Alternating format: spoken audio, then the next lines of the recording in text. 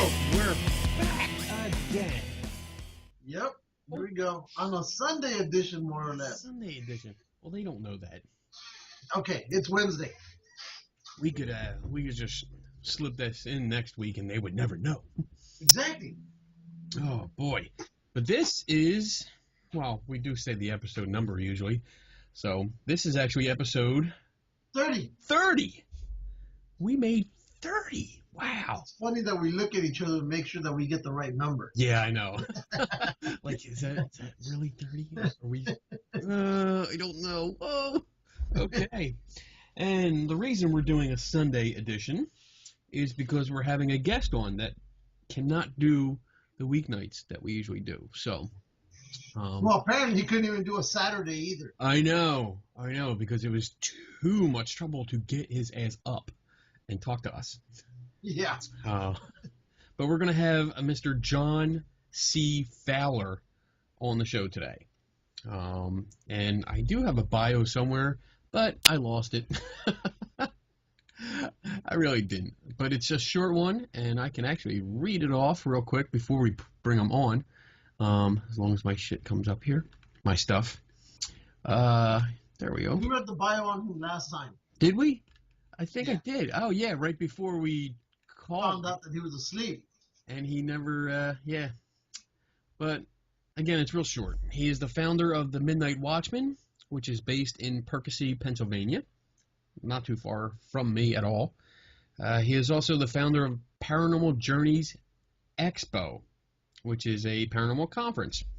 He's also the founder of ParanormalDictionary.com. And he just recently started Paranormal Enlightenment magazine in February of 2015. And the only reason I like that magazine is because it features us. Oh, really? Yes. Okay, then. I'm fine with that. Okay. So he can fall asleep all he wants. He actually has a section of the website for the magazine that is for podcasts, and we are a featured podcast. So let me see if I can add him without screwing it up. There he is. And let's see if this works. Dun dun dun. Why you gotta drink like that? Hey. That's what I do, bitch. Whatever, bitch. Whoa. Is that actually John? Yes, it is. Why can't we see you? Why don't you turn your camera on? Oh, well, sorry. some of you are still in bed. We want to see you. Yeah, you can't be in bed. If you're naked, we don't want to see. Now he's got to figure out how to do the camera. Oh, yeah. Probably going to screw it up and then hang up on us. And we better not get that pick me like one of your French women Titanic shot either. Well, wouldn't be the first time. Yeah. You say that as Princess Leia's behind Kenny, so you know. Hello. That's my wife. And I got mine behind me. He's got Catwoman. That's right. Well, it's not the Stormtrooper. I go both. Yeah. Anne Hathaway's in the Stormtrooper suit. Depending on that's kinky, but works nicely. which way he turns his. We role play over here. Still can't see yet, John. Oh, sorry, hit the wrong button. Oh, there we go. Oh. Wait. There he is. There he is. All right. He's like a combination of you and me. Look, he has your gray shirt, my look, what? And he's white. So he's like, he's our son. Okay. When you go to one of the machines at the mall where they take your picture and then they give you a baby picture, it's John. That's right. Oh, man. How you doing? I'm doing good. Yeah? I like the shirt. You see the shirt, Lou? Yeah, I told you. Yeah? Yeah. Whatever. He hates you. I hate you. We all hate each other. So, it's nice to see you're awake this time. And, wow, this is weird because I'm not used to doing a show. Do you notice we all have the sun behind us? We're used to doing the show later on. Yeah. And, like, the background of Lou there in the top is all dark. My window's dark. and you got this bright halo around your head. Yeah, I got the only window in this room's right behind me, so it's like, That's all good. All right, so you're doing pretty good? oh yeah, I'm doing good. It's been an interesting weekend, but not in a bad way, so I can't complain. Anything you want to share? No, just work on the website stuff Oh, more for transfer. Nothing like amazing. cool. So, Oh, So we read your short little bio before you came on for the second time. And and so you're a busy guy. You do a lot. So let's start at the beginning, I guess. What got you interested in the paranormal? well, I think like a lot of people, I had experiences as a younger person here that you can't explain. Plus, growing up in the '80s, Ghostbusters obviously had an impact on me, which I always bring that up because it's one of the few movies that I think a lot of investigators and people in the paranormal have really used exactly. And my Lego set's behind me; you can't even see here, but uh, that helped me just want to know what's more out there and have an interest. Besides, of course, watching things like Unsolved Mysteries and In Search of with Oh, Leonard yes. Nimoy. I mean, all that type of stuff, and even some of Arthur C. Clarke's shows that were on like A&E back when you actually had some interesting shows on TV that were more fact-based, I guess you could say. Than They're much better stories, yeah. even. So, I think I grew up in a good time for that. I mean, nowadays you have a lot more paranormal shows, but they're not always the I guess best. You're so nice when you start saying stuff like that, as opposed to Lou and I, who just like we just throw it out like shows freaking suck, this and that. You're a very Well, yeah, nice person. I try to be, but I mean, honestly, I've seen some of the shows, like even some of the Ghost Hunters over the last, and I mean the show, not just Ghost Hunters generally, but like the show Ghost Hunters. Where it started and where it is today, it's probably not a good thing. I'll say that. I mean, at least at the beginning, it was people going out like a lot of us do exactly the same way. You had a camera, you ask questions. It was very, I guess, down and dirty and raw, just kind of like most of us do when we go out and investigate. It's not fancy. Now it's, Lou likes it raw. Just throw that in there. yeah, Sorry. that's all right. So yeah, it's going to be, it's such a different animal now because it's all about the ratings more than the actual show, which is the Right. content. So that's Yeah, unfortunate. they pretty much just shove the content aside. It's Mhm. just filler, just as long as they get the ratings in there and people watching. Yeah, there used to be a lot more like they discuss terminology and stuff, at least as far as they're concerned, what it means, whether that's the correct, you know, usage, but at least you understand where they're coming from when they say something. Now it's like if you actually see that, it's amazing. They must have been running short on an episode. well, yeah, it's more like exactly what you said. It's more about the ratings. They don't care about the evidence. I mean, they can make up the evidence. So, Right. and I think that's the whole shift. That's been the whole shift. I mean, again, you always look at the original Ghost Hunters. They first season or two, Hmm. they never got anything. All of a sudden, since then, they catch everything. Yeah, Everything. exactly. They have 10 episodes for the season or whatever, or 13, and they guarantee that, out of the 20 some places they investigate that, 19 have something. Yeah. And it's like that's not my averages. That's that's the opposite of what I have, and even that's not even being too critical about it. It's the opposite of mine. So it's like, where do you get all this stuff from? It's like, are you recording like, are they doing like weeks there that they're not saying, which I doubt, but CGI. That, or I think they just tell the ghost, look, if you guys show up, you'll be on TV. And who doesn't want to be on TV? Right? but you know what? The United States culture right now, that wouldn't surprise me. Tell a ghost, hey, it's national TV. Oh, hi. And then you look at Eastern State, and you have the guy in the sheet run up and go, hey, I'm a ghost. Look at that evidence. So I mean, when I've gone out investigations, there's been times where I got nothing, absolutely nothing, and the most I've gotten is maybe some EVPs, but it's maybe a 5 minute total of EVPs and then 7 hours of nothing. So Yeah. I mean, That's, so how long have you been in it? well, my first investigation was the end of '07, so since then, And I don't even, the more I look back on how we started as a group and how like, we investigate, I'm not even sure where I want to actually put that time frame of actually seriously investigating because, you change so much since, you know, when you start. yeah, I mean, the way we started was a lot like, the TV shows, and then that's changed. And then before that was obviously just a kid going out and going, hey, this place is haunted, let's go check it out. And there's nothing serious about it except going and looking around. Yeah. Um, but, So what made you decide to form a team? well, like I said, the experiences I had when I was younger was always something that drove me. Plus, obviously seeing shows on TV that just piqued my interest in all this unexplained stuff that's out there in this world, and I wanted to go see what it was. And basically, I always wanted to do it. It's just I didn't think I could do it by myself because I'm one of those people. I like to bounce ideas off Yeah. Yeah. people. We've had And, nights like that.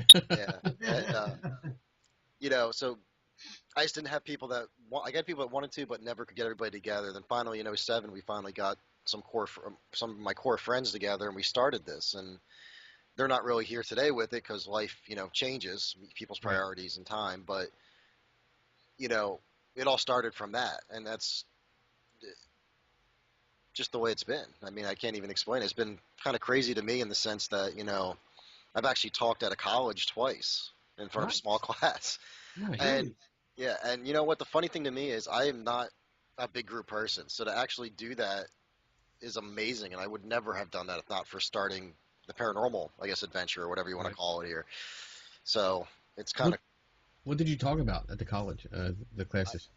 just a general what we do and a little experiment. Like I don't know if you've seen that one picture from Gettysburg with that's a long exposure I have. Yes. Um, Yeah, I think you showed it to me yeah, just as first an time I came example. up. Yeah, Yeah. yeah.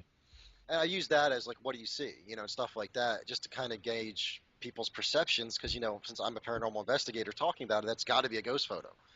Is what comes out of it, and that's not the point. And I just try to show people a little bit too that we have our ideas, and I know you hate the term theories, and sometimes depending how it's used, but I love it. I love the word theories.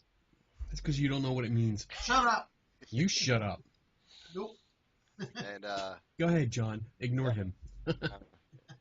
um, basically, just showing that there's different ways to do things, and that not we aren't an end all. None of us are. It doesn't matter. Even though I'm not famous in any regards, even if I was, it doesn't mean anything. You're on Geeks and Ghosts. You're now famous.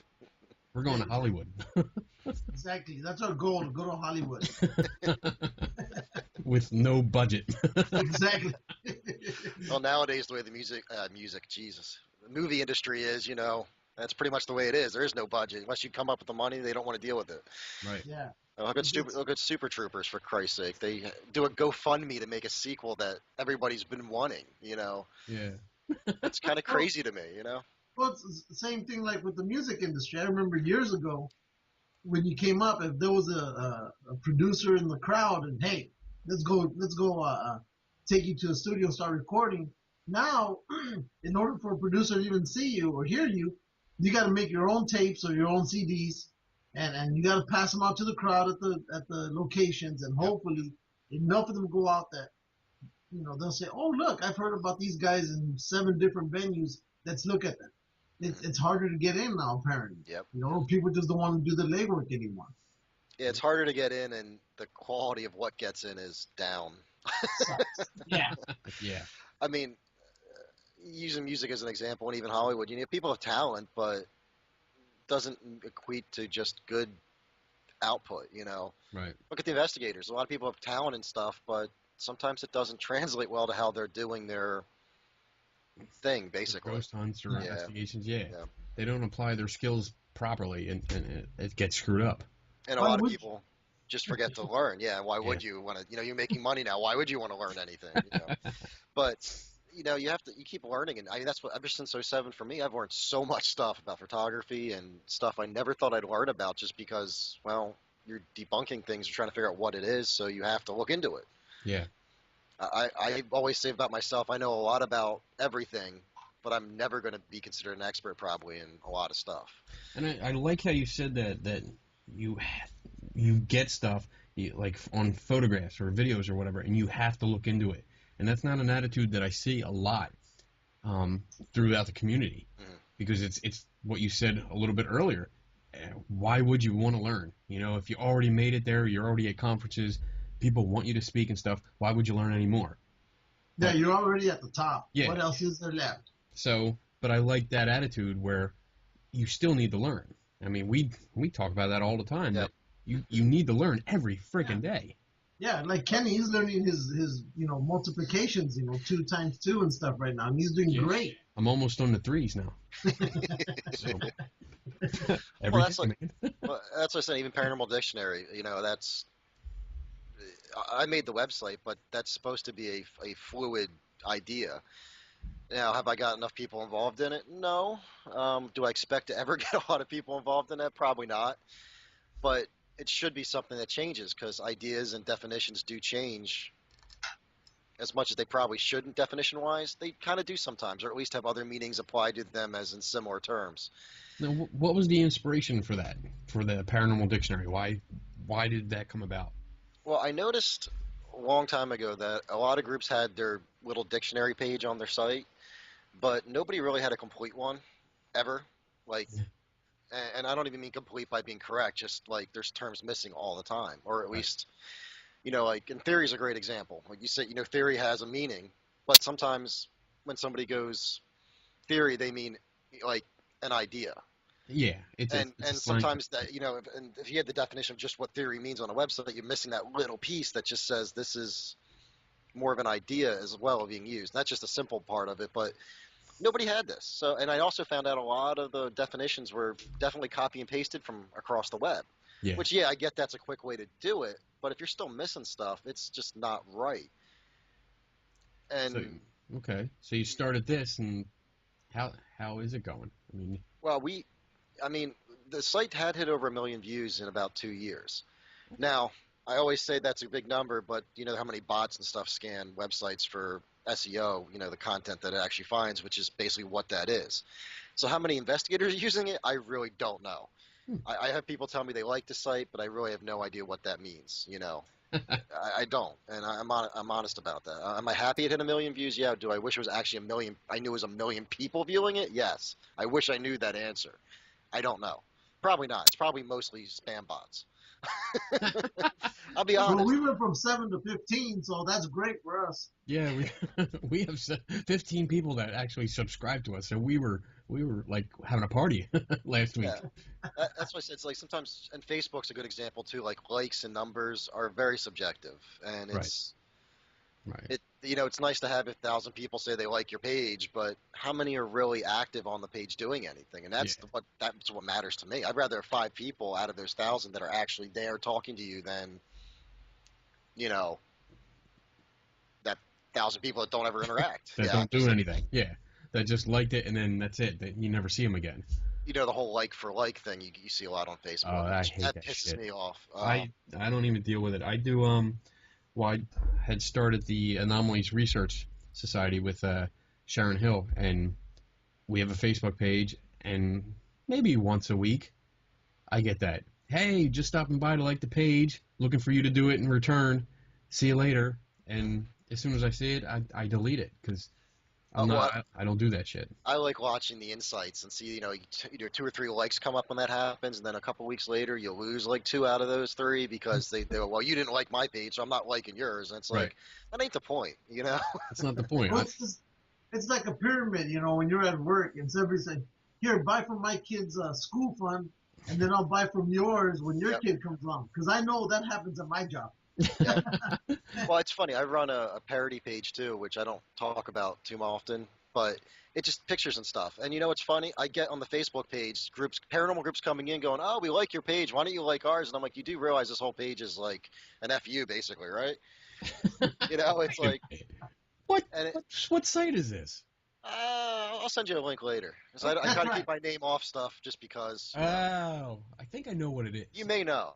I may have shared it with you, but it's just one of those things that, like, people go, do you really read what you're looking at? Like, And it just proves people don't pay attention to what they're doing. They see paranormal in a title or investigations or something, and they're like, oh, that's got to be like the same thing I do. And it's like, probably not. Right. More of my people. That's what they're thinking. Yeah, we can just get them to like us, and that's it. We can do this whole unity bullshit. Get Again, together. the para-unity is a great term depending what it means to different people too. That's another good one. That's just the idea of it's one thing, and then the actual meaning that people use is another, and then how people use it's another. So it's its own little beast of burden, I think, at this point. I agree.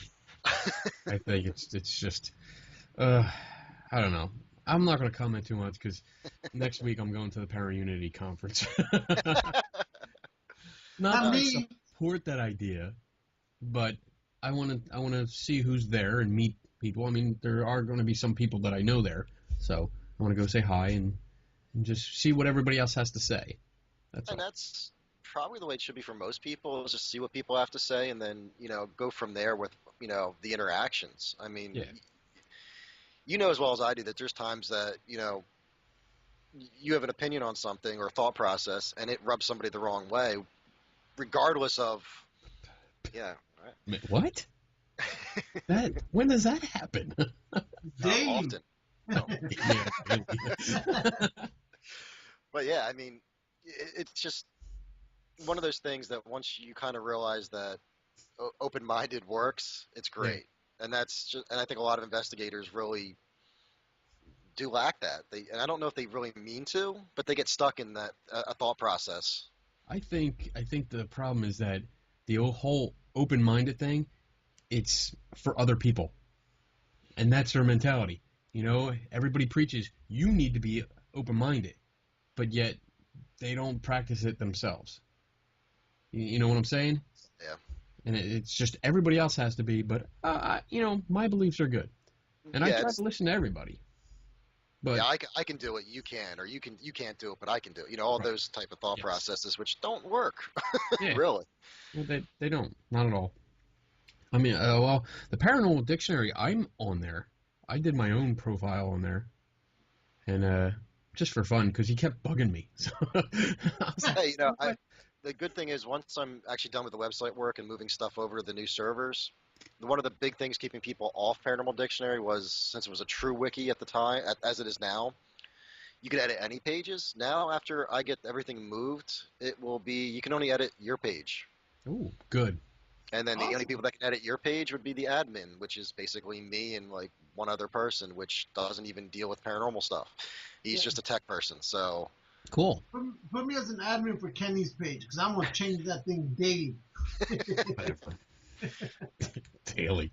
Pictures of sheep and cows and other farm animals will show up. Damn it, Lou. Stop it. The references will all get changed around to some dirty sites or something, Exactly.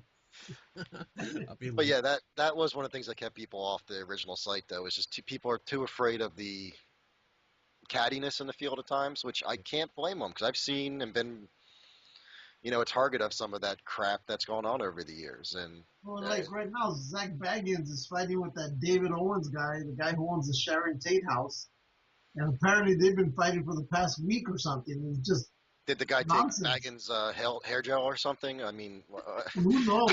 All I know is that somebody was naked doing a video. Yeah, David Owens puts out a video and he's out there.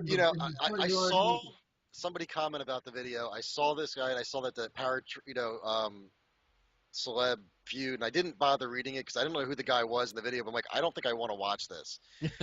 Just judging by what I saw in the little, I'm like, no, I think I want to skip by this and I'll worry about it later. Yeah. So, let's see. I have your site up, the Diary of the Watchman, and that's your group. What's the philosophy of your group? Like, how do you guys? Somebody calls you and says, "Hey, come check this place out." What are you gonna do? Well, after we talk to them and figure out what they claim to have having, whether it's footsteps, your normal stuff, whatever they think they're having going on. Right. I'll take all that and obviously try to figure out, is that something, that is normal before we even go out, type of deal. I'll look at that on my own end and go, is this something that maybe is probably normal? Not that I made a decision yet, but I'll kind of have an idea for what we're thinking. Usually I'll try to schedule time to go out to and talk to the person, see the place myself to have an idea better what we're dealing with for size and everything. So I had people tell me, before, oh yeah, it's a big place, and it's like, it's not.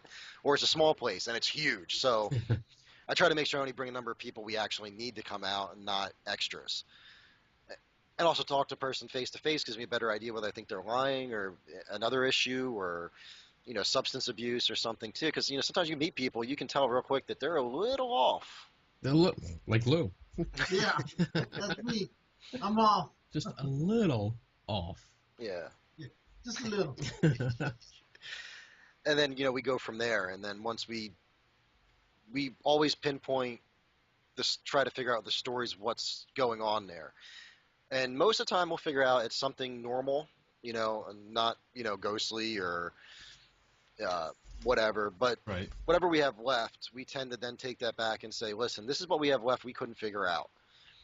I'll rarely ever tell somebody that that's paranormal just because I can't figure it out. Doesn't mean it is. It just means I don't know what it is. Yes. Good. And there's times I've, told people that, we don't know what this is, but that doesn't mean anything. It's just what's left. You can make of it what you will. Now, that being said, we've gotten EVPs and stuff that I can't explain because the only people in the room was us, and there's an extra voice that doesn't belong to anybody in a property, that dead center, there is no noise. So how do you get a voice on an EVP that's saying something? I think it is. Yeah. Well, we can't explain that, but if it matches stories from the home, it's interesting. Like if they say they hear a male voice say, hi all the time, and somebody says hello, and that's a male voice that's not any of our group, or had only females in there and no males were in the property at the time, well, that's interesting. And I can tell the homeowners, well, this kind of matches what you got, but again, we don't know what it is. It didn't say, hi, my name's Bob, and, Bob was the former owner, That would be nice. That would be nice if actually ghosts would start going, hey, my name's Bob, Smith, and I used to live here, and, I'm dead now. How you doing? That'd be nice, but we don't get that, so we have some interesting things. And even like Frank's boxes and stuff, I've played with them to see not what they do, because we know what they do, but what happens. And I've had some odd audio, but I still don't know for myself, that odd audio part, what the heck was going on there. Because, well, let's be honest, anything that uses FM AM, it's hard to validate it unless you have recordings of every station going on in the area at the same time, which, as far as I know, none of our devices do that. Yeah. the backtrack, I've been planning on something like that, but yeah. And after a while, you get to stuff that's just, even gear-wise, it's interesting, but does it really, I don't want to say prove anything, because nothing proves anything, but does it help to prove anything? And a lot of it ends up being just toys. That's why I told my brother the other day, we were talking about the site migration. He goes, well, I don't want you accidentally posting any ghost stuff on my sites, because he does other stuff that's not related. And I'm like, why? It's just toys. Like, you're talking about the gear. I'm like, most of it is. It really is just toys. I mean, it's toys. It's little light up toys. Whee! Well, heck, a few years ago, I think, what was it, McDonald's put out some kind of toy in a Happy Meal, and it makes noise, or it would light up if you would walk by it or something like that. So what happened? You had a flood of ghost hunters running to McDonald's to get the damn Happy Meals. Yeah, I think it was like spy equipment. That it was something. I don't know what it was. Kids I think it was a grasshopper. I forgot what it was, but whatever it was, whenever you walked by it or something, it would light up, and all of a sudden, I'd be in McDonald's and 50 grown-ups would be buying the kids' meal. Hey, depending on the toy, I buy the Happy Meals. Yeah, sometimes the toys are pretty cool. I will say that. So there, bitch. But when I do it, I take my kids with me, so I can use a cover story. I don't need a cover story. I walk in and say, give me the Happy Meals. Or I just buy the toys. Because they let you do that. Burger King lets you do that. It's all always the time. fun when you're at like a Burger King or McDonald's and somebody goes in, yeah, can I just buy like 5 of the toys? Yeah. And it's just like the person at the counter always looks at them like, why? Like that's usually the look back, like, why? What do you mean, why? Because I want the freaking toy. Yeah, exactly. Just give it over. What's your favorite site that you've been to and you love to go back to? You mean Like favorite, place. like, Yeah, favorite location. Well, Gettysburg in general, I love, just because it's always something interesting going on out there. Yeah. And like I told you actually the other night, I was telling you we're planning on going back out either this year or next early. But I started out there. Our first investigation as a group was the Jenny Wade house. So I think that's some of it for me because that's where we started. So it's kind of a Holds a special place in your heart. yeah. Yeah. Plus it's just the area I just love. I love the history of it. The paranormal history is interesting. At least the alleged stuff that's going out there because it seems like everything has something. But Everything. um, Especially in the last decade. yeah, it's Everything. actually since I've gone out originally in '07 to today, I've seen the history tours disappear and the ghost walks and ghost tours increase. And it's like, I think last year, I think it was, I saw a new company started up doing actually history driving tours around town. And that was the first time I seen a history tour done federal government in town in like a long time. And I'm like, well, this is good. I hope this company stays because you need to have the real history of a place too, and not just the haunted history. Otherwise, it burns itself out, I think. Right. And we were just talking. We were talking the other day. Was it just us? I forget. We were talking about this and talking about the way the tours have gone from mostly history to some ghost hunting and to mostly ghost hunting. And oh, we have a guest. Hold on. I can see the reflection. Hurry up and say hi. Hi, guys. East Coast Cat. Got to get in. There you go. Hi. Hi, Mr. Fowler. How are you? Good. In and out. Okay. Like I said, I'm looking at the picture behind you. I can see a reflection of somebody walking by, and I'm just like, all right. Well, I'm got a ghost in the house. I have to look over the monitors I have right here. I have 3 of them, and I see the doors slowly creak open, and I'm like, who's sneaking into my room? But yeah, I've seen the tours go from mostly history with a little bit of ghosts to mostly ghosts with a little bit of history to nothing but ghosts and gadgets and all kinds of crystals and crap like that. Because I'm seeing more and more new age stuff kind of. Yeah, I'm seeing that the ghost hunting teams take over the tours, so they're turning it into investigations or ghost. Well, that's what's making money, so that's kind of what the tour groups do. I don't like it. I don't blame you. Some of the ones I know out there, at least, I don't know all the tour groups because there's so many. You could throw a rock 2 inches in front of you and probably hit 3 of them. But you know, at least some of them they try to balance it. But like anything, if people don't like certain pieces of it overall that come out, they're going to start going towards what people want because obviously it's a business at the end of the day. Right. It's a shame, but I hear you. And also, there's some of the tours out there. Some of the history is just, I don't want to say subjective because that's the wrong term, but like depending who's telling it, you get some different variations because, well, it's like anything. You say the wrong thing enough, it starts to creep in, and then people are telling it, and somebody else goes, "Well, that's not the way it is." And they're like, "Well, yeah, it is." And it's like, no, not quite. Yeah. Who's right, wrong, whatever. But there's a lot of embellishments that go on. Well, yeah. Yeah, and it gets crazy, and like I've seen it firsthand where the tours just want to make it more dramatic, so they add details, add characters. Lou, you're muted. The damn dogs sometimes go crazy in the background, so I gotta mute it a little bit. Well, then remember to turn it back on before you start talking, jackass. Quiet. You're like, whatever. So yeah. I'm talking for the deaf. Yeah. Okay. He's the sign language portion of the show. Sounds just like them. Jackass. Yeah, just ask Mr. Tennessee. He knows all about the history over there. Man, our first show we got in that because there was a ghost tour doing this whole thing about Mr. Tennessee, and it was a ghost at Sachs Bridge that would smoke cigarettes. Oh yeah. But you had to light it and put it on the railing.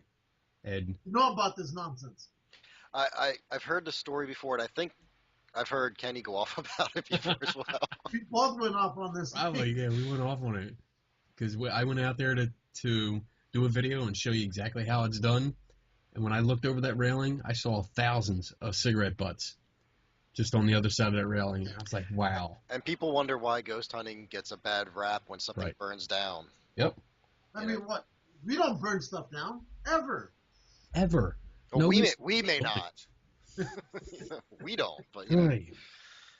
you know, it goes back to just like that whole, well, even the definition of ghost hunter versus investigator. You know, it's so much a fine line, and even between just as a kid going out into a place and checking it out. I think that line that used to be like, you know, just your kids hanging out at a place, you're a ghost hunter, you're an investigator, kind of gets so squashed together anymore that everybody gets a bad rap for stupid stuff that's really not what like we do. Right. And it's a shame, but it's just the way it kind of goes, you know. It's lumped together because, Yeah. I mean, would say like 20 years ago, I mean, it was ghost hunters. Everybody was ghost hunting, and that was it. Shut up, Lou. Yes, you were. No, I'm not saying that. I'm agreeing. Everybody was that under that umbrella, you know, and then everybody started saying, well, you know, ghost hunter, everybody's using it. Let's try something different. Let's say paranormal investigator because it sounds cooler. Yeah, I'm not even sure why we use the term investigator, to be honest, on the site anymore. Like, I know I think I picked it because to me, there's a difference between a ghost hunter and an investigator, like a paranormal investigator. What is that difference? To me, the investigators are more serious. That's the way I look at it. Now, Okay. I say that, and you see the people out there with that term labeled to them. But in my mind, anyway, if you're saying you're an investigator, you should be taking it more seriously Mm-hmm. than a ghost hunter. But I do realize those terms are very intertwined. Because I'm not naive enough to say differently, but to me, they're different. They're different. I agree. So I see ghost hunters as thrill seekers. Mhm. That's what I see. And then people that call themselves investigators, yeah, it's all over the board because they're still, on one end, they're thrill seekers, and then on the other hand, they're people that are really detailed and really get into it.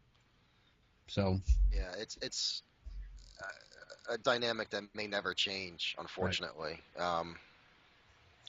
But then again, like the Paranormal Dictionary, going back to, like I said, the original idea too was to have a base to build off of, because people just. I also saw people arguing over the same stupid term, just different names for it, and I just happened to be one of those things. I realized that they've been called both, and these people didn't, so they're arguing over the agreeing, which is just one But of the the funniest paranormal things. field, it's the paranormal field. They have to argue about something. yeah. Well, yeah, I mean, it's your ghost is bigger than my ghost, you know. Yeah, exactly. Lou tries that all the time. It's his favorite pickup line. It is. And I succeed with it maybe 10% of the time. And that's with a guy. Bitch. Oh, man. Oh, man. Oh, so you got your Midnight Watchman, you got your Paranormal Dictionary, and then the next thing was the expo. You do the Paranormal Journeys Expo, and I've attended that the last 2 years. You've only had it twice, right? I think. Yes. Yes. Actually, You've I done didn't it think about twice. that. That's how long it seems like it is to me, and it's not. Third one's coming up this September. Yes, right? September 19th. 19th, yes. So how did that come about? What was your thinking? Like, I have like a spare 10 minutes every day. I might as well do something else. When we started the group originally, there wasn't much like conferences like that around. You had a lot of new age stuff that may have been floating around, crystals again, psychic readings and all that fun little stuff, but that was really nothing for like investigators and ghost hunters, and that at least was mainstream like today. So when we were initially thinking about it, I not knowing anybody around the field, as we're just getting started and just kind of getting our feet wet, I put the idea on the back burner because, I didn't know how to run an expo, let alone contacts to try to get people to sign up or any circles to run in, any of that. So kind of got pushed in the back burner. And as the years progressed, you meet more people and do more things. I realized I have a big enough network at least to get the word out, which is the biggest start in this area. Yeah. And of course, in the meantime, too, a lot more events popped up with more of these big name, quote unquote, paracelebs and whatnot. And then once we got started, I decided to make mine a little different, more family friendly, more of what I call the front lines, the people that actually do it, that don't really have a financial interest in it so much. Mm-hmm. I mean, sure, some people do with the group when they sell stuff, like Dave Giuliano at the Ghost Hunter store. Yeah, he has a financial interest in that, but he also has a passion for what he does. So that's a good thing. Unlike some of the power celebs that are just, basically you pay me, I'll come talk. You know, Yeah. and I don't do I know a that. few of those. I know a bunch. That's why you don't see them at the expo. Yeah. But because I don't pay. I tell everybody, so I won't pay you to come out. I just won't. I I mean, like that. I I, like that because you're we talk about this a lot with Comic Cons, how expensive they are. And then when I do attend a paranormal conference, sometimes I look at these prices and I'm like, where are they coming up with like $120? What the yeah, I hell mean, am I paying for? yeah, when you're paying for a venue and then you're paying for 5, 6 people to come out, and then depending on their agreements, like I know some of the people, and I understand why they do it. They live further away. They want some hotels, or I understand where they're coming from. Right.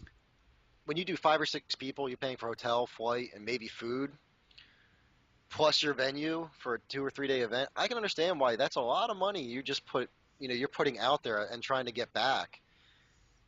Yeah. And plus if you're splitting, whatever your deal is with everybody too, when you're running like the workshops, if you have them, or different Hmm. variations. I get there's so much little stuff that people trying to um, at least break even, I would think, at a minimum. And Right. I understand then you start looking at these prices, you're like, I kind of get it. But then I look at it from my end going, if I want to go to this, I look at those prices and go, why the hell is it so high? That's how I feel. And And I mean, I know I'm I guess I'm a bit of a skeptic, so just a when tad. I look at the guest list, and sometimes I'm like, well, what are they going to do? Who are these people? Why should I go pay this much money just to see them? And for me, it's more about the vendors. Yeah. I love interacting with the vendors, talking with them, and seeing what they have on their table. Whether they're selling shit or just displaying things.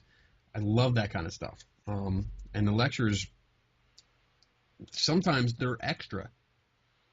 Like you pay Yeah. $100 and some to get into a conference, which includes the vendors that paid themselves to be there.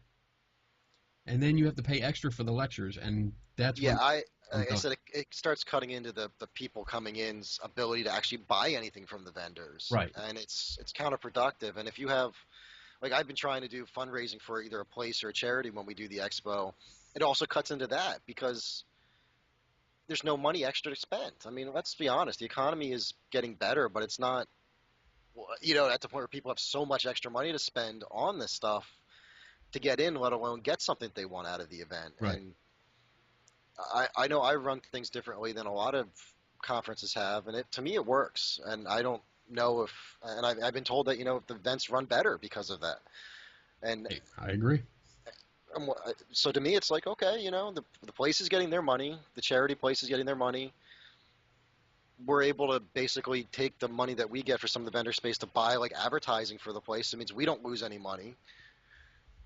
And if we have anything left over, it's not much, but maybe it's a new piece of gear, maybe it's a new shirt, for the group or whatever. And what are the prices? Well, for last year's prices, and I think are pretty much the same this year. It was, I believe, $5 a lecture, which is, a pittance compared to a lot of other ones. But Yeah. they're always different every year. I've never repeated a lecture yet. I really don't ever want to, unless it's like 5 years down the road, which is way too far to think about. And there's no cost to get in, so people can just walk in. And that's I love it. That's why I You love mean, your so if I go there, I won't feel like I'm breaking the law, then I can't go. No. You're not allowed to go. They stop you at the door. I need to feel like I'm breaking the law somewhere. You get patted down, make sure you don't have any weapons, knives, stuff like that. And even with us doing the investigation at night, we tied the investigation cost with a VIP ticket for the lecture. So really, people were paying probably half what they should have been compared to any other, event. Yeah. Whether people realize that or not, I don't know. But I mean, you can tell people that, but sometimes they don't see it just because it's not like we went from having this high price lectures down to that and saying, hey, you're saving 50%. No, it's just been this cost. Right. But I don't ever see, Paranormal Journeys becoming this huge conference like the, Paracon as in the sense of selling out a hotel and then having a huge ballroom filled, just because I try to make it family friendly. And once you get to that point, yeah, you got coverage charges, you got Yeah. all this little junk that just, I mean, it comes with it, but it sucks. It really does. It loses it because Yeah. the one thing I always get excited when yours come around because I love it. Don't take that sexually. I know you are. Meanwhile, Lou's like, what? Lou's like, Yeah. what? He's used to it. But it's good because you have that mentality where you do it for the family. And like I said, I go for the vendors. I want to buy the books. I want to see what they're doing. I want to, if they have like nice jewelry or something, get something for my wife. Because he's cheap that way. Because I'm cheap like that. Shut up. Something pretty. You shut up. But because it's free to just walk in, you have all that extra money to spend on the vendors, and then they're happy. And I mean, last year you had like the graphic designer that did T-shirts and stickers and all that stuff. He was there, and I talked to him. He was great. And they had raffles. The raffles were great, except I didn't get to win the Ghostbusters Lego set, which I was upset about because I put all my tickets in that bucket. That's the only one I wanted.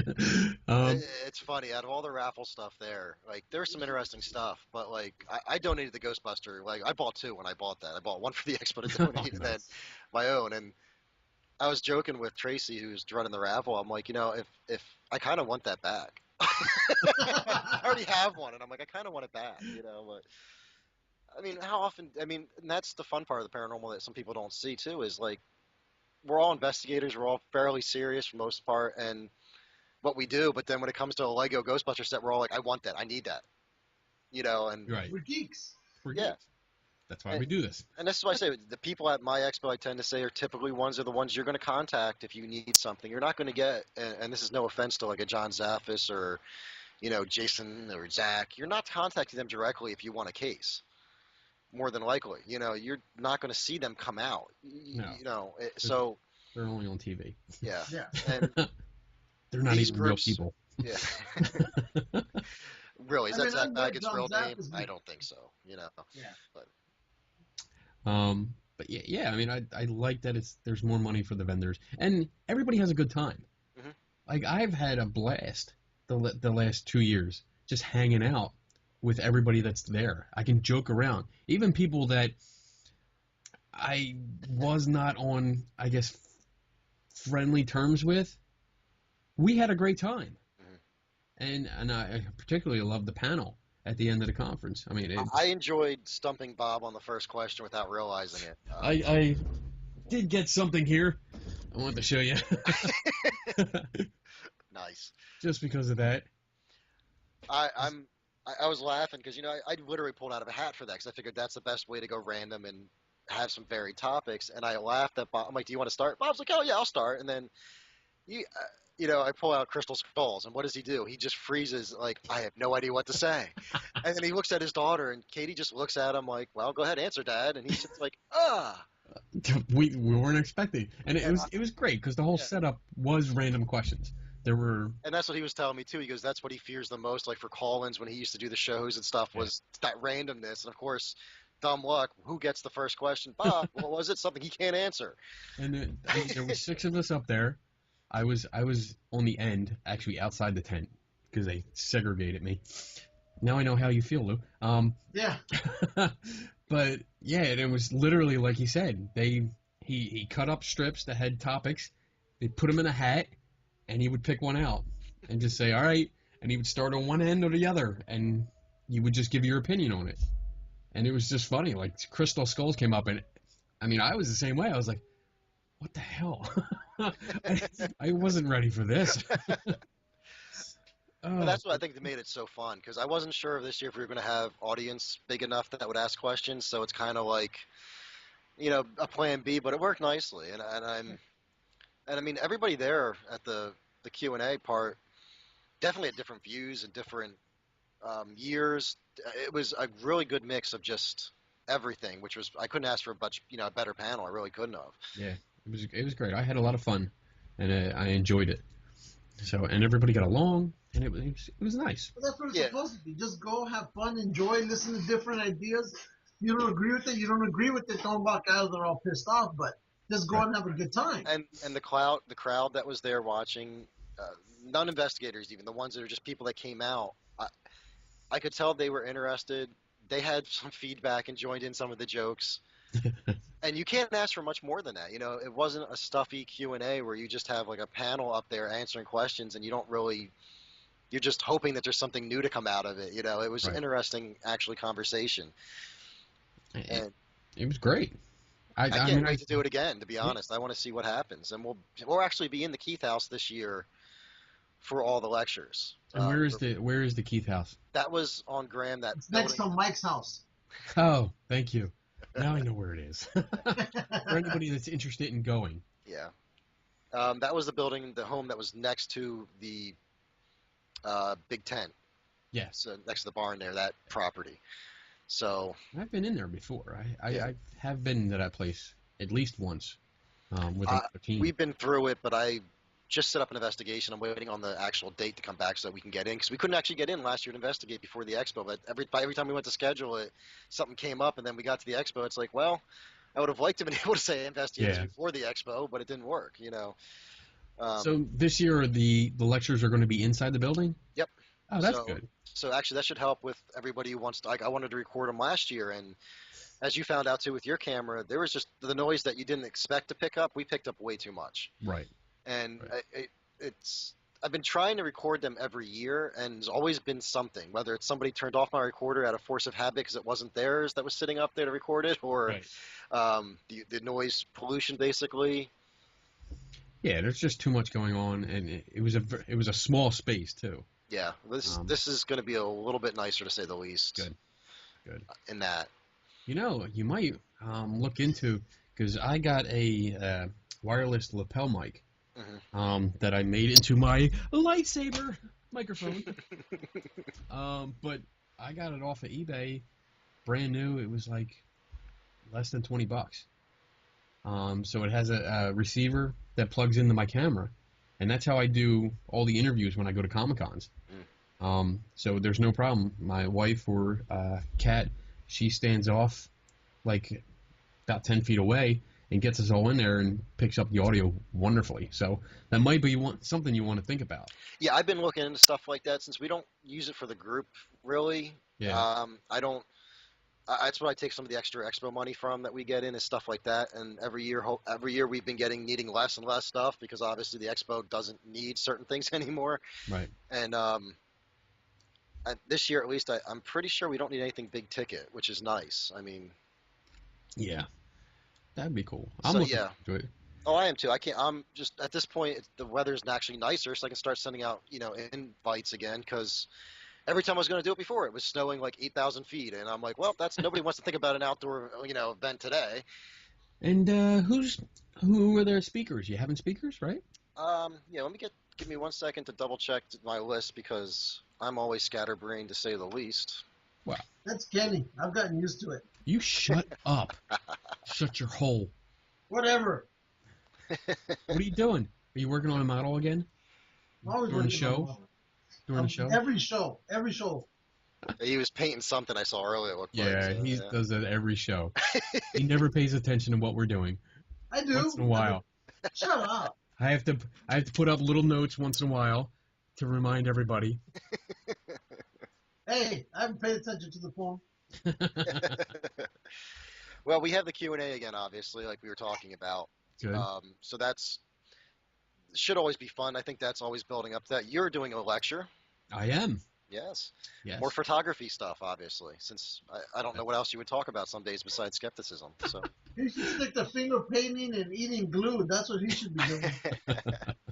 I hate you. I have Tom Conwell's coming out talking about UFO sightings in PA. Ooh.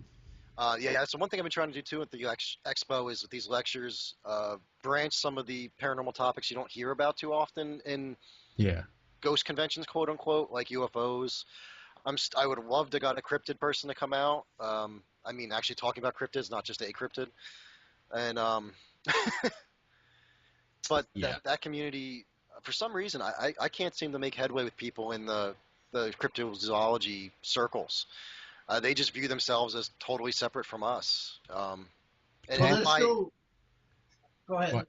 Talk to Eric Altman, Yeah. our buddy Eric Altman, Bigfoot Society or Bigfoot guy. Yeah, I mean he might be able to. Well, I don't know if he'll come out, but he might be able to suggest somebody.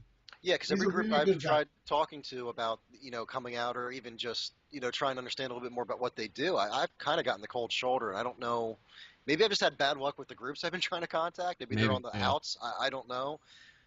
Get But in touch with Eric. Tell him that we sent you because he loves Yeah. us, all right. He does. and because we've had him on the show. And, He was up to so 25, just in case. yes. But yeah, Nice. see if he has any information for you, because that would be a good contact. And he's a really nice guy, so he's right there. He's gonna let me come out and do a Bigfoot hunt with them. Cool. Yeah, both of us. I'll have We're going to out try to there. contact him. Not That's you, the only just me. thing I've been I'm going. missing. Out of all the 2 years we've run it, we've had UFOs at least out the first year, not last year really. Mm-hmm. And I would love to bridge that gap a little bit more. That's sometimes perceived in the communities, even outside of it. Like Mhm. people that like paranormal don't always associate UFOs and Bigfoot with the paranormal, but really, it is above the It normal. is. I It mean, is. I think the ghost hunting paranormal community sees the word paranormal as their own. It And is. it's It is not. theirs. It is not. Paranormal Well, in is their everything. view, it's theirs. It's shut up. They will go to war with you. They have gone to war with me. We are still in that war. Because they're going to tell you that's why UFOs got ufologists. Well, do we have paralogists? I mean, No. Don't. No, that's just another fight you're looking for. You know what? I think I'm gonna incorporate some of that, because I do work for MUFON, so I'm gonna incorporate some of their photography stuff into. I mean, I don't know if I said it to you before or somebody else I was talking to about, like, I know my groups perceive basically, we tend to just do ghost hunting, basically, investigations, but Mhm. I would love to do more stuff like UFO, some other stuff, but I honestly don't even know how I would go about a investigation for a UFO off the top of my head, just because it may not be much different, but it's just, to me, it seems like there's some weird difference there. You know what I mean? Easy. It's easy. Just look up in the sky all night long. That's all you do. Instead of leaving your house and go to a haunted location, just go to your backyard and sit down. Do I use my Mel meter still? Do I put that up in the air too? But you'd be surprised. I've been on. Use night vision. Apparently, you can see a lot more with night vision than. Really? At night? See Yeah. more stars. Okay. Well, they do. Apparently, have you seen some of the video that the ufologists come out with? They're starting to invest in night vision equipment like the military uses, like PBS So 5. are they getting away from blurry cameras then? Yeah. That's the Bigfoot thing. You know that age-old joke, like, hey, look, there's a UFO. Let's get my worst camera out. Yeah. It's like, Well, they share that same joke with the Bigfoot crowd. oh, yeah, true. It's a Bigfoot. All right, let's take a picture. Where's my tripod? Oh, never mind. No, we don't need that. Screw that shit. Oh man. Yeah, who else you got here? Let's see. I got Dave Giuliano will be talking about, and this is something you'll probably be interested in, Kenny, to hear what he has to say, is ghost hunting groups, scientific versus hobbyist versus assistance/resolution. Oh. So I think you'd be interested in that, since that's definitely a very different, yeah, exactly, a different topic. As I combine words as I'm talking here. Maybe I'll send him a little message and say, hey. You need Well, I think the reason you haven't scored with the Bigfoot crowd is because they're still smarting over that whole hoax that's been going on since 2008, and then again it came out again for the past 2 years. Oh, So- you mean the Bigfoot in the ice? That one and Rick Dyer, and they're still smarting over all of that. So, Well, I that think is they're a black eye, to say the least. Rick Dyer goes on the he who shall not be named list. and he named him, He named him. and he's now in Pennsylvania, and apparently he killed a Bigfoot in Pennsylvania not only a month after arriving in the state. He's an excellent hunter then. You had to He's sneak awesome. some Bigfoot shit in here, didn't you? You just had to do it. Who else you got speaking? Well, I got Shannon Jones talking about the history of paranormal investigation in the Victorian era, Oh, which I'm actually looking forward to that because that is just interesting to me to see, knowing that era generally had some unique views on things and styles. I'd be curious to see how she relates that, yeah. Is that the Paracop, or was that somebody completely different? Paracop? Yeah, there was a woman up in the east on your side of the You just country. need to stop talking. You shut up. And she used to be a cop with the NYPD, and when she retired, she called herself the Paracop, and she would go to these investigations, and that's what I thought you were talking about. She's like a blonde lady, heavy set, short. Her No, hair no, looks exactly like Kenny's. no, Anyway, not the same person. I can guarantee Oh, you okay. that one. And we have Laurie Hall talking about researching haunted history. I guess generally is her topic for that. okay, So this year's a little bit more, I think, so far focused more on the research end, good. which is again something you don't hear too much in Paracons and expos, just because it gets overlooked a lot of the times. Whether people are doing it or not, I don't think it even matters in the sense them talking about it. It just doesn't even get mentioned, so people forget about it. Hmm. But it's important. I mean, you have to. I mean, even a little bit of research is better than none, and more than you need is better, obviously. It's all about the research. No matter if you're going with the history or the equipment that you're using or the techniques for photography and videography and stuff like that, it's all about research. So, yeah, you need all that shit.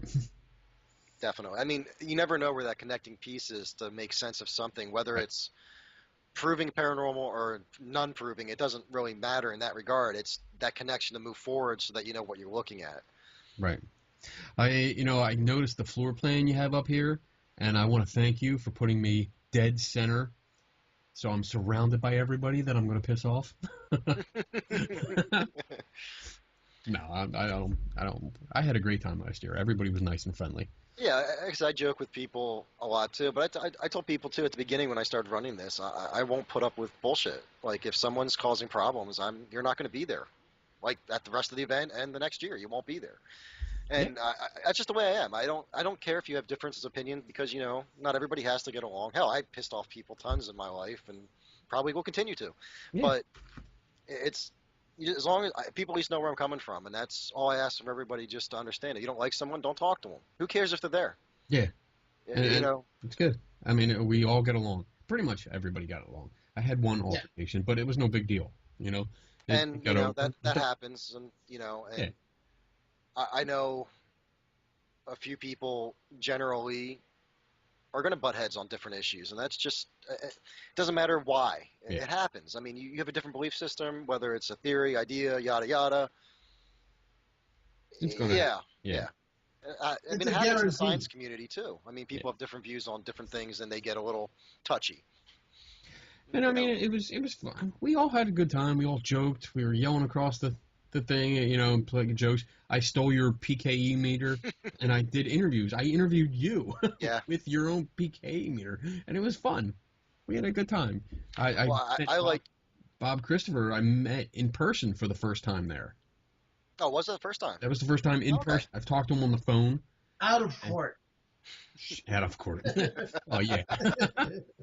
So it was nice to finally meet him. And yeah, so it was good. I love it. I'm looking forward to this one. Yeah, I actually was joking with Dave. He was bouncing around selling obviously a lot of stuff, and I brought him the PKA meter. I said, "You got one of these?" He goes, "What does it do?" Like he wasn't really paying attention because he was just talking to somebody, and I forget who was with him. It was his wife or another person. Just looked at him like, "Are you fucking serious?" Because she realized what it was, and I was just like, and I'm like, "You seriously don't have one of these yet?" And he looked at it. He goes, "Oh God," like he just was kind of blowing it off. And it was just funny.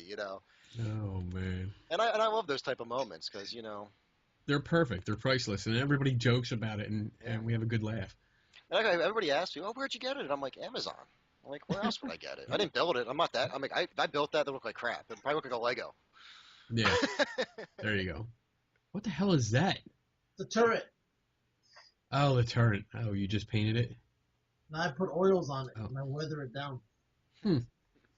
So the last thing I want you to talk about before we let you go, because you have another radio show or something to do, Well, later tonight anyway. So. He wasn't asleep for that one. Yeah, he'll be awake for that one. Yeah. The last project you had worked on is this Paranormal Enlightenment magazine. Mm-hmm. And so tell us about that.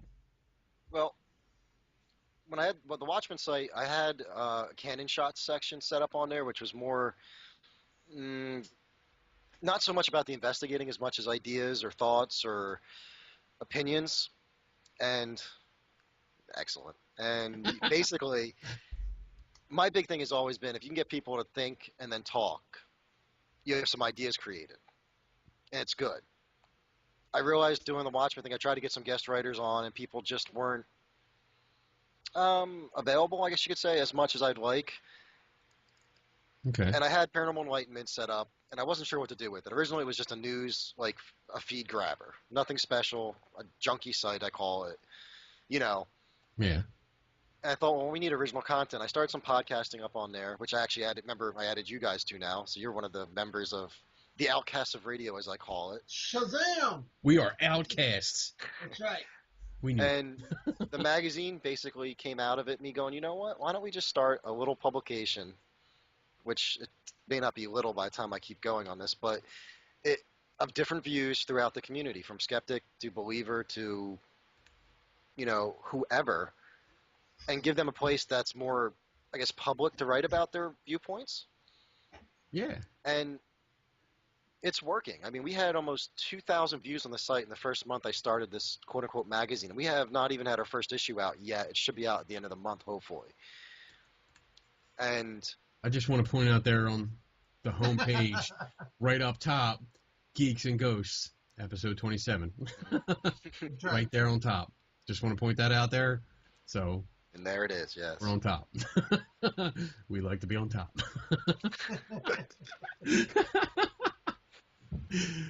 And yep. Yeah, it's great. And there's all kinds of views on it. I mean, right now I know we were leaning a little bit probably to the skeptical side. And that's fine for me. I don't mind that. I would love to get some more people that do, wow, I just blanked on the number, like psychic mediums, their viewpoints on things. I would love to get some of that, but I don't know if some of them will come over to a site like this because, you know, sometimes it doesn't work. You know, people don't want to be associated with the skeptical side or for whatever reason, or different people. There's Shannon Jones, who was going to be doing our lecture. Nice.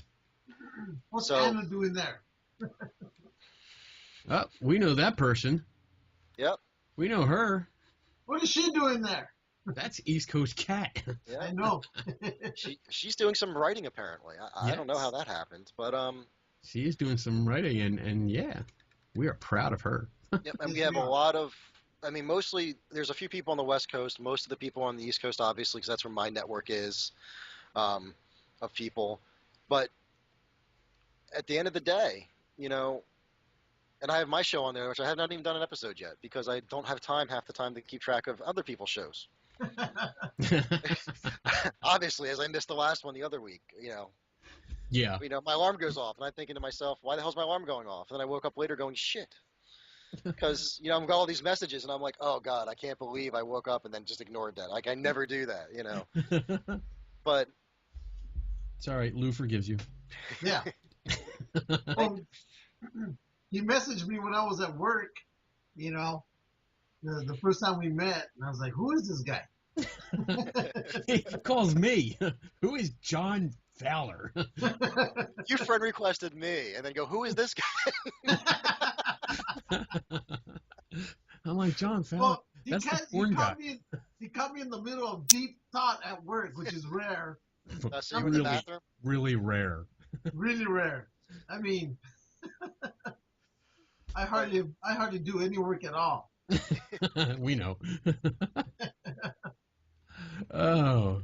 Yeah, I'm basically thinking Paranormal Enlightenment, if I can get enough different viewpoints and some different, like even just people who write paranormal stories or something, short stories, that want a place to share it, just a different place that anything paranormal has a home, basically, that people can go to and look, including podcasting. Like I said, if people want to record podcasts but don't know enough to figure out how to put it online or do a website. I'm like, talk to me. I'll help you get you a home for unofficially for it, or even a YouTube like thing like you do. Yeah. We'll help Yeah. out. Cool.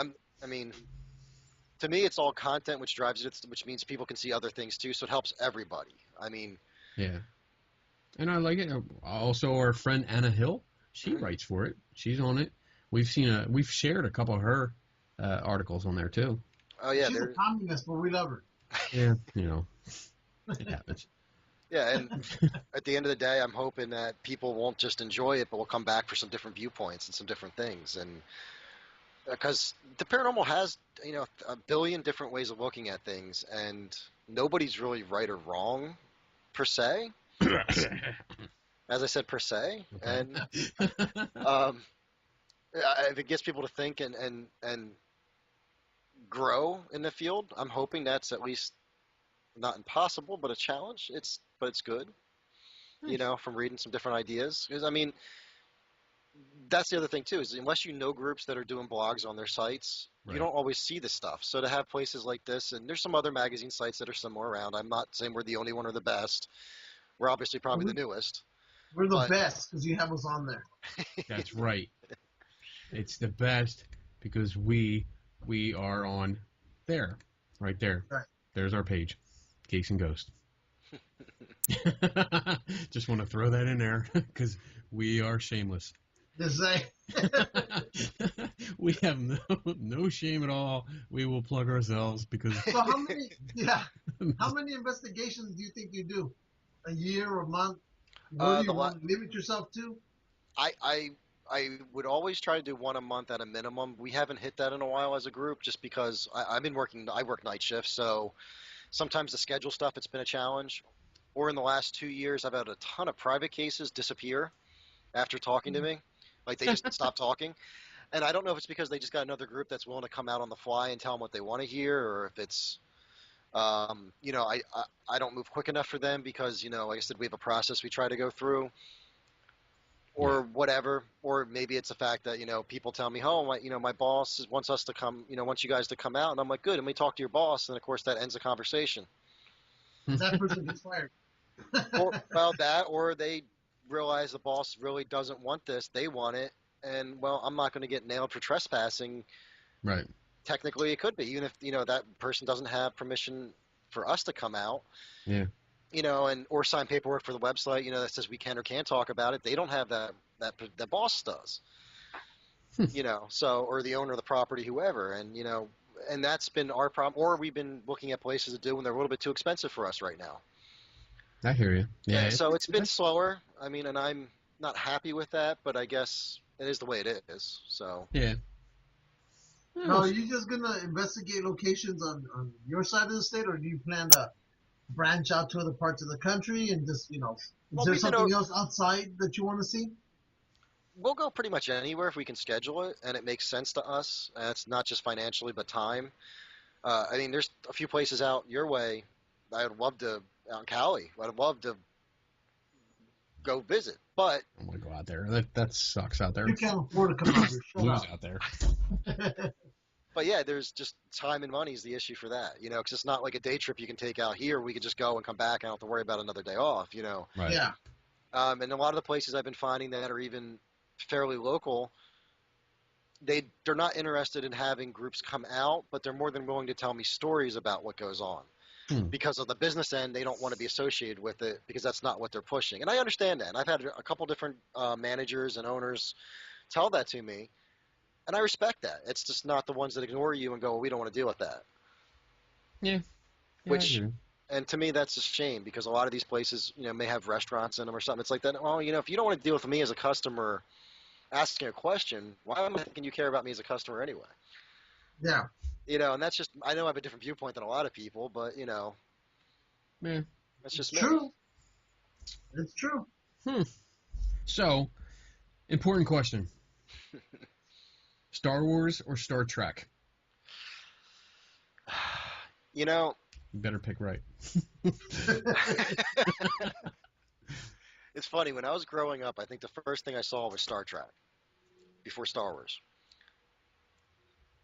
Okay. Yoda, yes. So are you picking that, or are you just starting? No, I'm just starting my conversation Yeah, leave him alone. Shut up. here. And finally saw Star Wars at one point, and I do like them both. I will not say differently there, but I think I will take Star Wars over Star Trek. Yes. Yes. In space. Well, here's the other second question: Oh boy. tacos or enchiladas?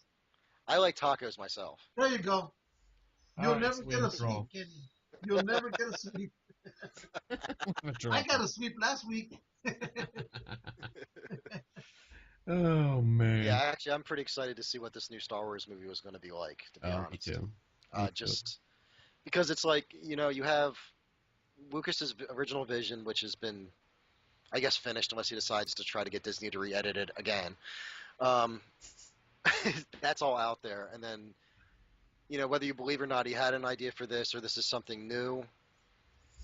Doesn't matter. I'm just curious to see what comes of it. I want to see where it goes. Yeah, and it's kind of like when Marvel started their movie universe with Iron Man and then started tying stuff together. It's like you want to see, well, where are they going with this? It's not going to be exactly like the comic books. Right. And then now it's like, okay, where are they still going with this? Because it keeps expanding and it's keeps just going. Yeah, going, and But you're that's the beauty of Marvel and DC. It can go anywhere. DC's not going anywhere, though. That's the problem. DC's just sitting there. They're going somewhere. They are. They're going. It's going to come. Don't worry. They're always preparing. Yeah, That's the just problem. stick with It's like us. Spaceballs. They're just always preparing. They're never going. Always preparing. Yes. But once they get going, too, I'll be curious to see where DC heads, especially once this new the Superman versus Batman. Yeah, which I'm sure Superman's still upset he didn't get an actual sequel. Well, it's a lead in to everybody, so.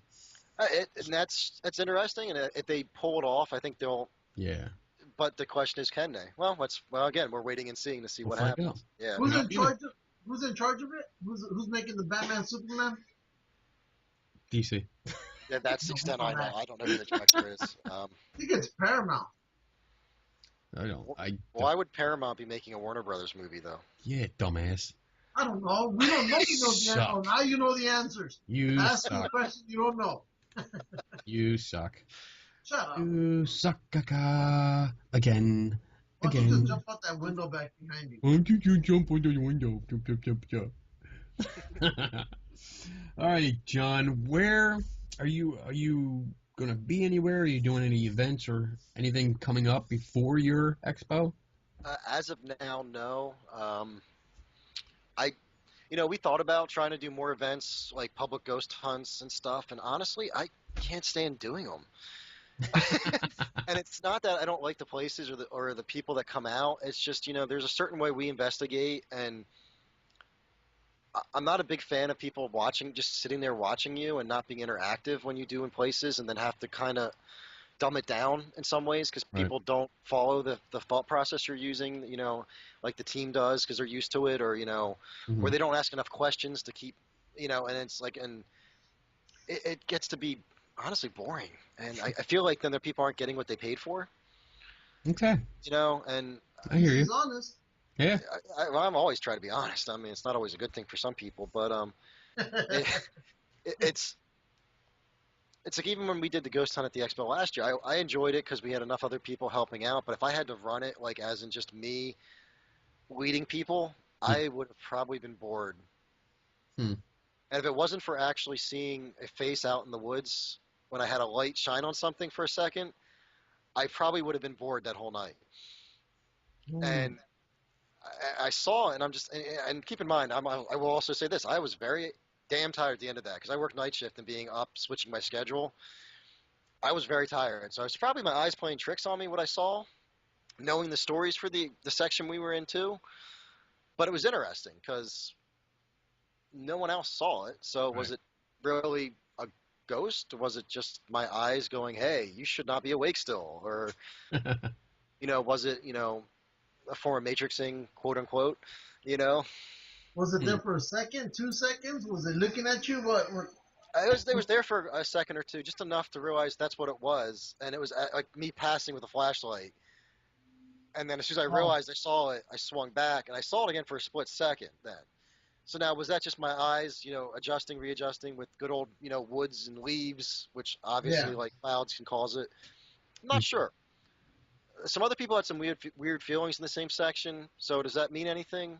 Kinda. Is it enough to really be definitive? Oh God, no. No. So, it's just interesting. Yeah.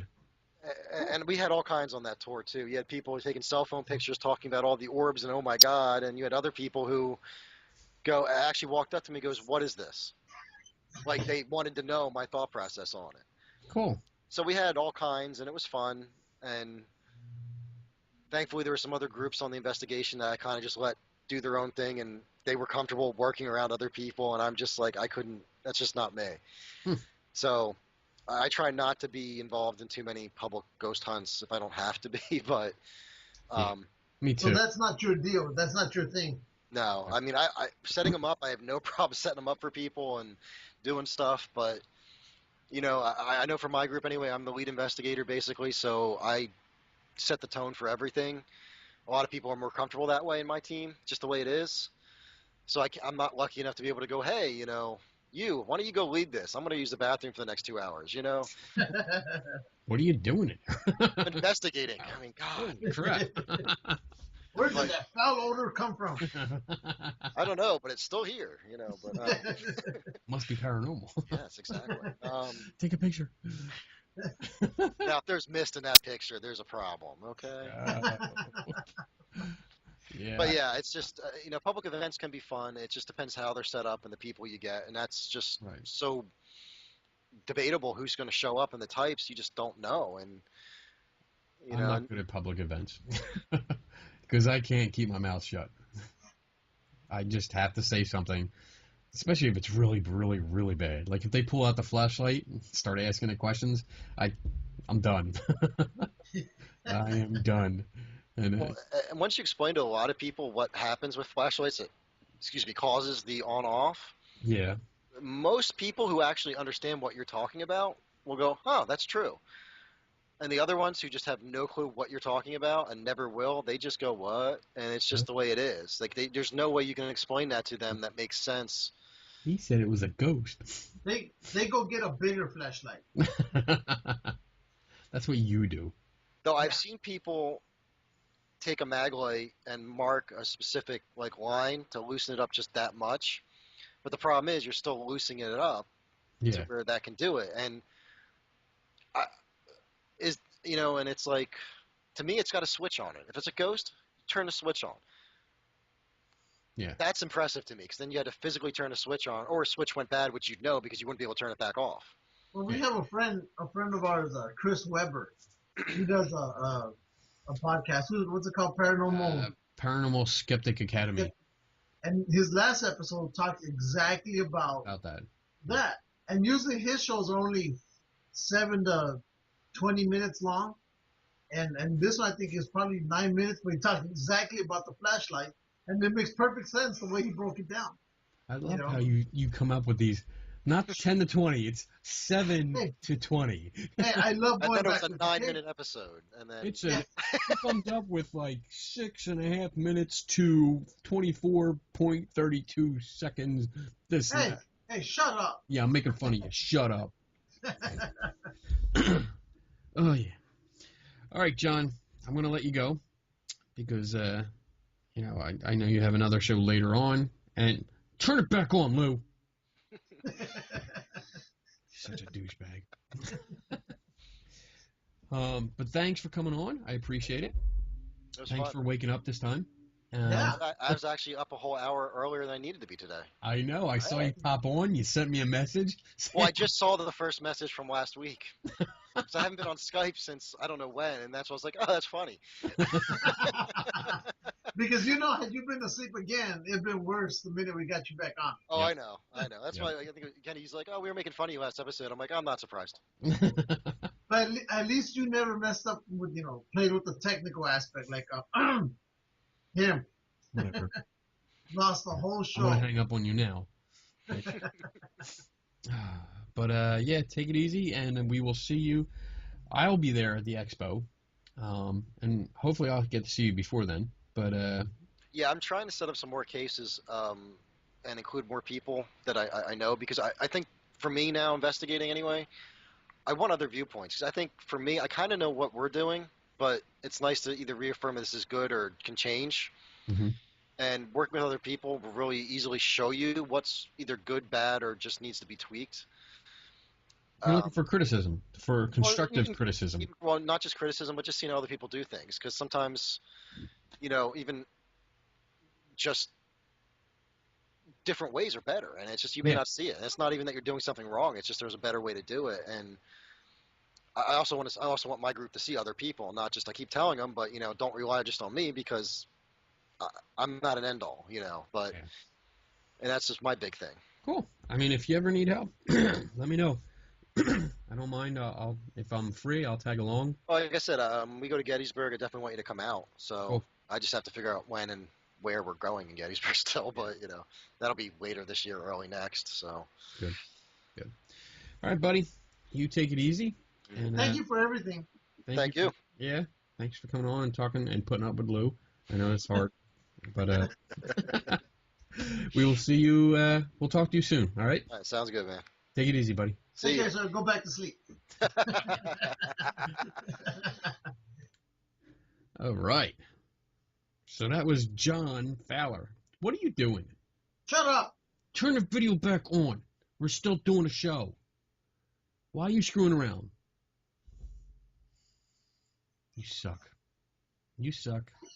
I'm gonna ignore you. I'm not talking to you anymore. I'm not talking. I'm just gonna edit the video and put a very, very bad picture of you in there. That's what I'm gonna do. You hated that I had special effects going on right now. There is no special effects. All I see Yeah, is well, shut up. It's cheap. there's a little circle going around, and you're screwing up the show. Whatever. Whatever. Whatever. Can you not turn your video on? Stop being a bitch. It's on. No, it's not. Yes, it is. Nope. Nothing. Not even get a feed. No It's feed on. from you. Okay, look. Now it's off. It's off. I see your picture. Still no feed. And little circle, little circle, little circle. You screwed it up. See what happens? No, I didn't. You play around, you play games, You're wrong. you think you're cool, and you totally fucked it up. Whatever. Good job. Hey, at least we still have the show. We can still put this one out. Unlike the last one you did. We can put it out, and I'm going to cut you out of it now. You got to get it fixed. Should I call you back? It's fixed. It's not fixed. You're not up. This is fixed. Call me back then. Oh my God, you suck. You're a bitch. You're a. Hi. Hey, you're back. Stop fucking with the camera now. Fuck you. Oh my God. Episode 31. Hi, everybody. We're back. Episode 30.2. Look, I want to show you. I got it. Did I show you last episode? I'm not sure. No. Did I show you? No. That's my present from Lou. That's right.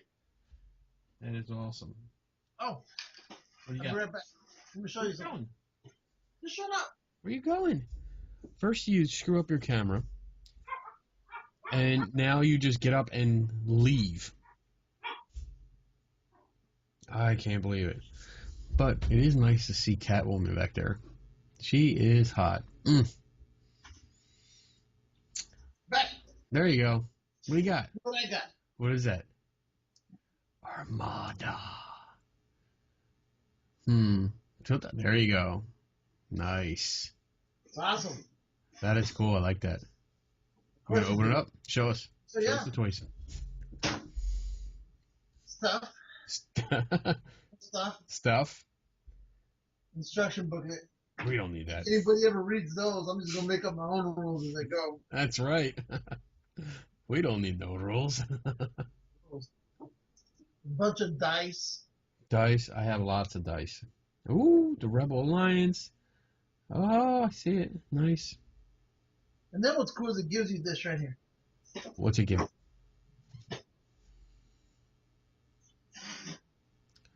Ooh, TIE Fighters. 3 of them. Nice. But you get a total of like 15 of those. X-Wings. What? Oh, nice base. Yep. Like that. Okay, good. So you get those that come with it. And then of course you get the stand for the capital ships. I don't know if you can see it. Ooh, there you go. That's a Star Destroyer. You got the consular ship and medical ship, right? That's the medical. Yep.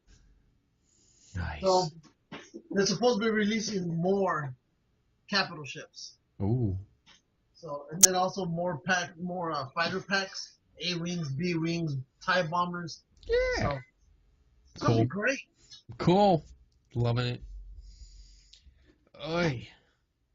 Well, I don't have anything else to talk about because I just planned it for.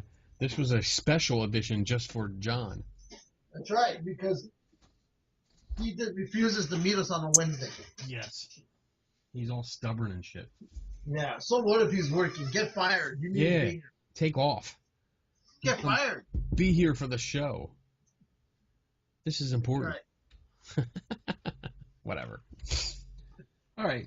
So since it is the middle of the day on the Sunday, we can cut this short because we got an hour and a half with him.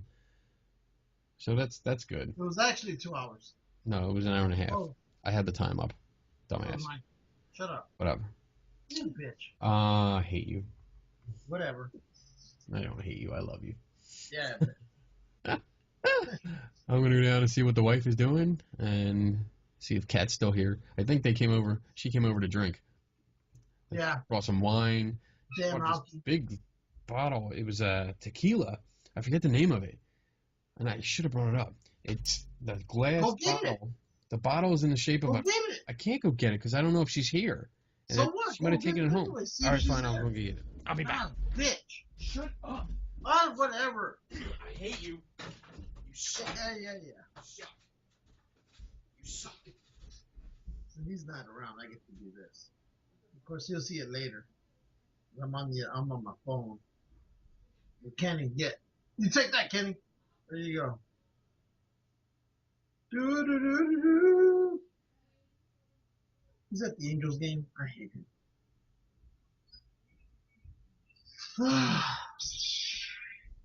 So next week, I'll be at the Star Wars celebration in Anaheim, where all the cool people go. Kenny's not going because he's not cool. Shut up, fool. All right. Look at this. That's a pretty cool bottle. That's Underground? shaped like a coffin. And then look at the top. That's pretty cool. That is cool. I like That's that. pretty cool. I like that. Yep, tequila. Try it on 100%. What's this say? Read that for me. Stop moving around. Tequila de agave. What's that Hecho mean? en Mexico. It's the type of plant. Okay. It's 80 proof. That's it. It's not bad, but that's pretty cool. I'm not going to open it. It's for the party. Oh, for the tiki party? Yep, the tiki party. The first official tiki party of 2015. Which I'm not going to say on the air because I don't want weird people showing up. Or, some people showing up.